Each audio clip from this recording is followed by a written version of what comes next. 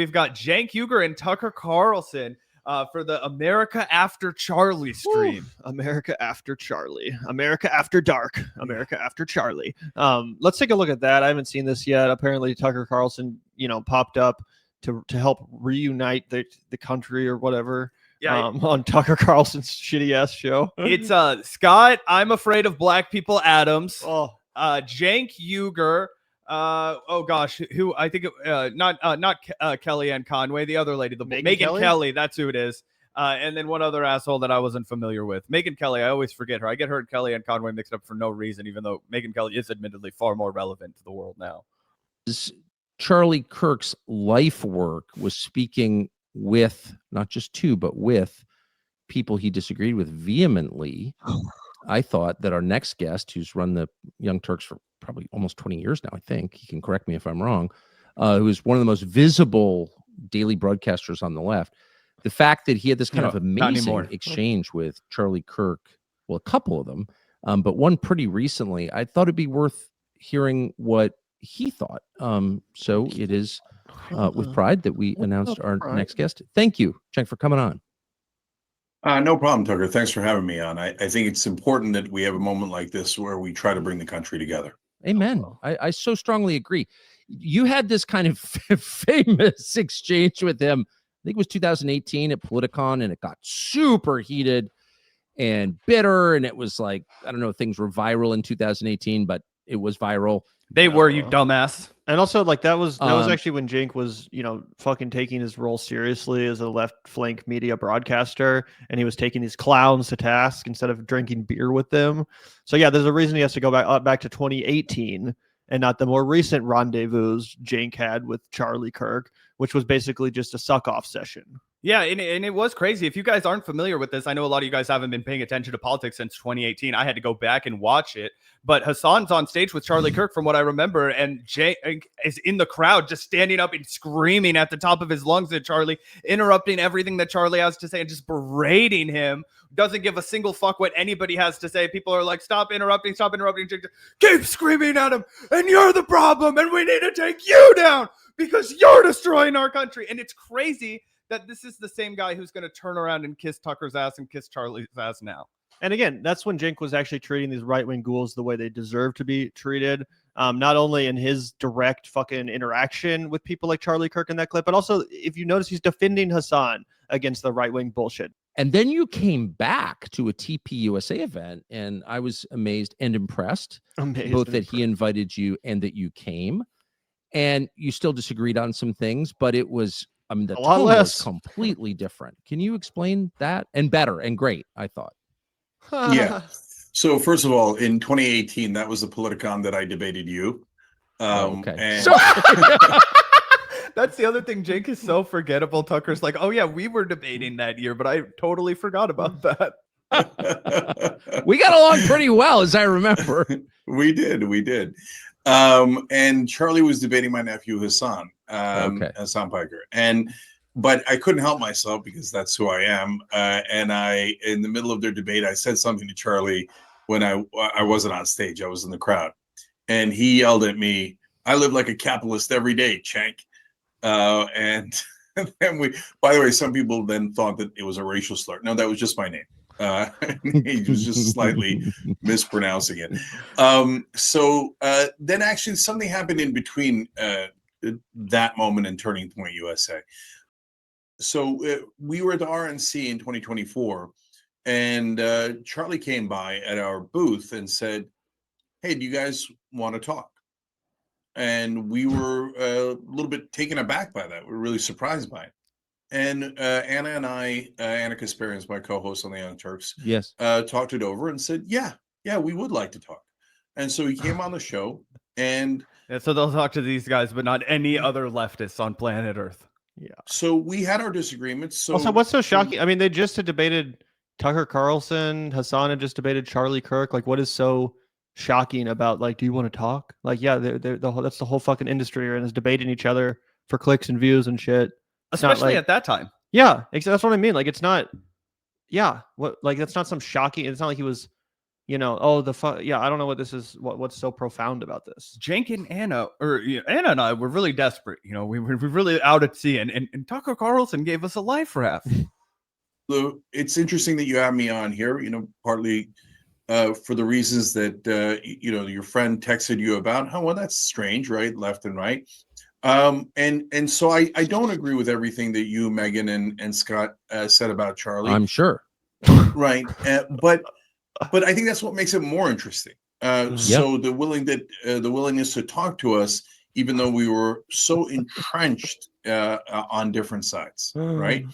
And so then when we started the conversation, what wound up happening surprised us. So did we still have our disagreements about the black pilot line, this, that, and other thing? Of course we did, right? But he just totally was over it. It's like, dude, you're talking about a white nationalist, a genuine white supremacist, a dude that hated the LGBTQ community. Like, you're trying to launder his reputation right now and pretend that he was good. Like, I mean, it's absolutely insane.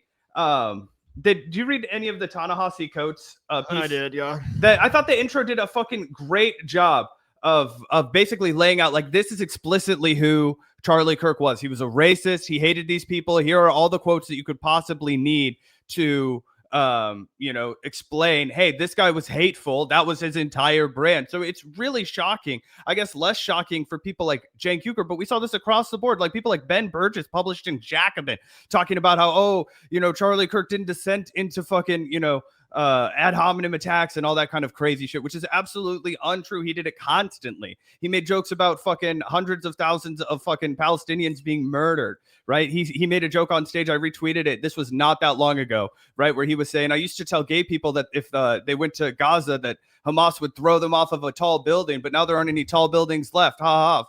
Like, you know what I'm saying? That was the kind of guy he was. That wasn't a guy that was interested in good faith, you know, civil discourse. Yeah, I mean, and honestly, his speech, as heinous as it was, I don't even think is the most, you know, the most horrible aspect of his legacy, because again, that is all, you know, debate, it's speech, whatever. Obviously, no one deserves to get killed for shit they say, no matter how fucked up it is. The thing that's being ignored constantly, which pisses me off, when people just keep talking about how Charlie Kirk, he was just a debater, he was a master debater, you know, to reference South Park. He just cared about communication and talking. It's like, he wasn't just going out there to talk just to heal the country or what. Like, do you not understand the nature of a Turning Points USA event? It's a Hitler Youth recruitment ground. The point of those events is to get as many young people there as possible. Why? So that they register to vote Republican. It's a recruitment event. And that's the role that Charlie Kirk played. The fucking spectacle of seeing him like destroy liberals on a college campus or whatever, that was just a pretense for the recruitment that would take place at those events. And not just on college campuses, but if you actually look at a real TPUSA event where they had all the speakers lined up, those were that on steroids.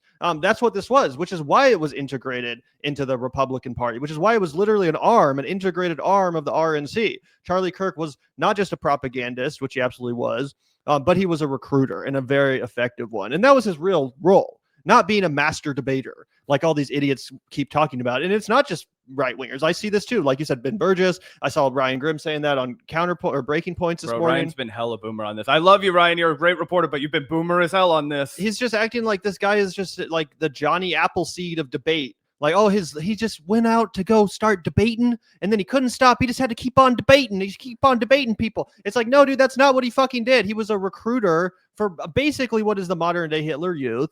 And yeah, he was a good performer, which they were able to recruit people off of the fucking spectacle of. That's what the reality of the situation is. Now, that doesn't mean I think he deserves to fucking be executed on television. But let's be real about what his role was. It was not the Johnny Appleseed of debate. That's a great turn of phrase. Talking about corporate rule, he agreed. And I remember, like, I want to go back and watch the first interview we did with him at the RNC there, because I was kind of shocked by it. It's like, really? You're also worried about corporations having too much power and right? Because that, Tucker, you can understand that was a left-wing position for a long time. Yeah. About corporations having too much power, bro. No, he wasn't. Charlie Kirk was not concerned about corporations having too much power, unless you want to say that he told you all this behind everyone's back and just lied professionally to the public. Because that's the thing with Israel too. It's like people are like, oh well, but behind the scenes when the cameras weren't on, he actually was against Netanyahu. So it's like, okay, well that just makes him a coward because that means he was lying to all of us. I never heard him say that about Netanyahu, but apparently he said it behind their back. Okay, who gives a fuck? He was still a coward out here fucking doing pro-Israeli propaganda in the same way that he did pro-corporate propaganda, pro-capitalist propaganda. So I don't give a fuck what he said behind my back.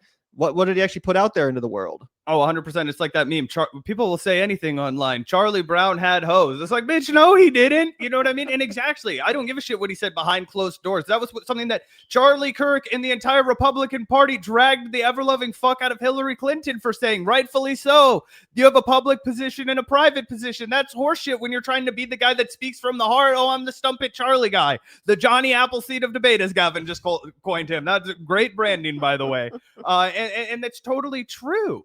I mean, they're just rewriting this guy's entire legacy. And Cenk is being a useful idiot for it in a way that I just find totally ridiculous. And last thing on Charlie Kirk, what we do have real footage, I've tweeted it like 4 times because I'm not going to let any of you fuckers gaslight me. It was him and Candace Owens sitting in a room and he is gushing about Netanyahu. He says he's a special person. I mean, truly everything a leader should be. So fuck you if you want to tell me that he didn't love Netanyahu or, he changed his mind after October 2nd. No, he did. October 7th. I keep doing that. That's a verbal slip, not a fucking me not knowing the name of the date of this instance. But you know what I'm saying, right?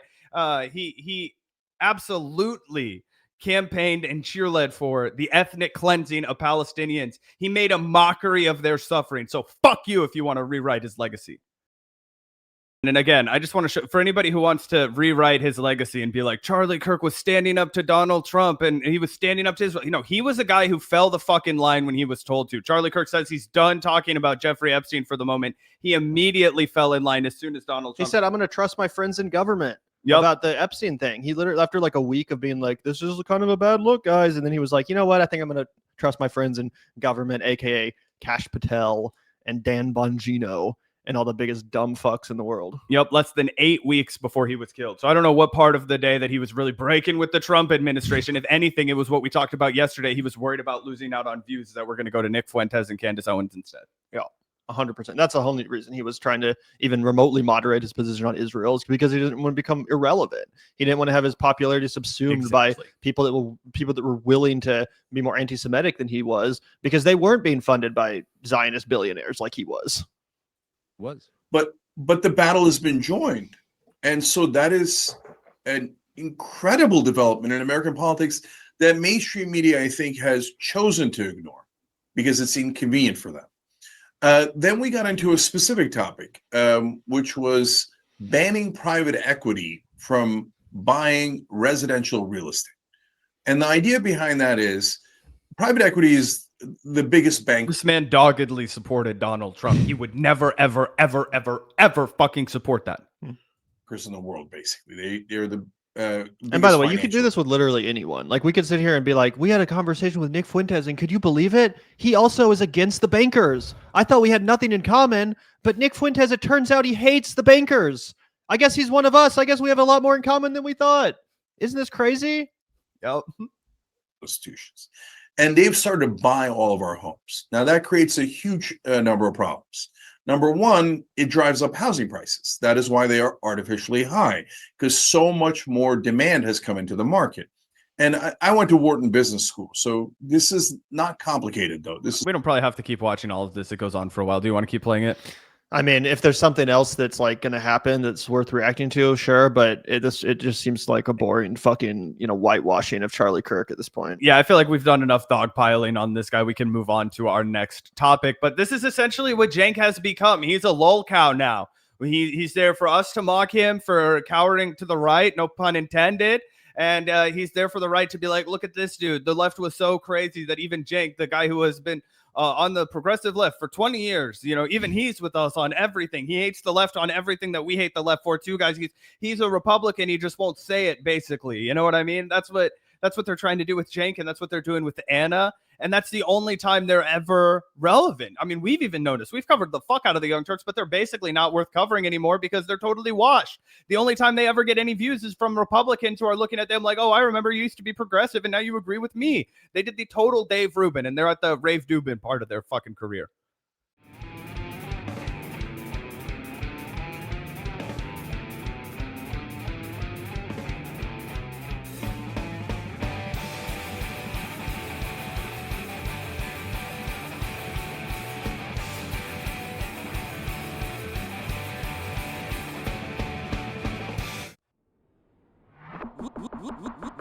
Look out the door if you hear an ambulance.